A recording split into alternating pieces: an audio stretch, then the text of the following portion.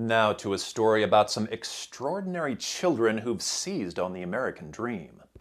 A team from Virginia competed in the world's largest student rocket building competition, sponsored by the Defense Department, NASA, and the FAA.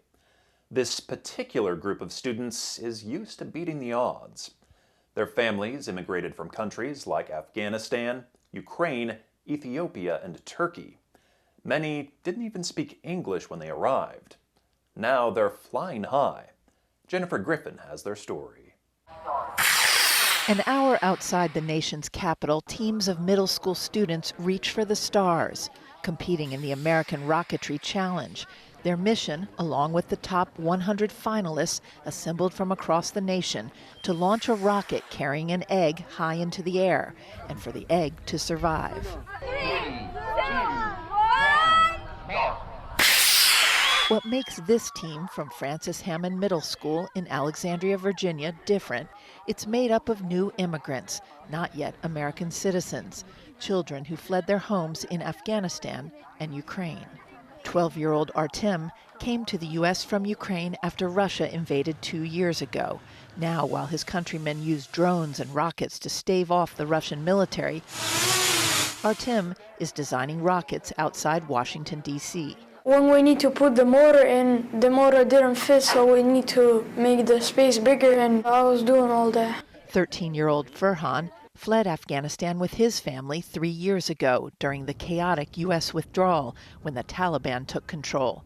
Now he is focused on physics. We did pretty good, and I'm really happy that we made it all the way till here. I'm proud of us, and my team has accomplished a lot. Farhan's father worked for the U.S. government for years. As Kabul fell, he scrambled to the airport with his family, a 2-day-long journey in the scorching heat, repeatedly beaten by the Taliban.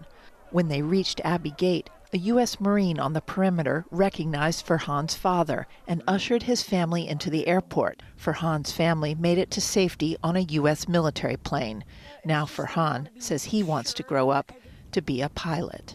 Our country has been taken over, and it wasn't safe anymore. Yostra also fled Afghanistan with her family in August 2021.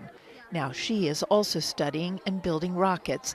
She wants to be a lawyer when she grows up and work for the U.S. government. It feels like I'm free. I wouldn't be able to dare even speak English, not even go to school.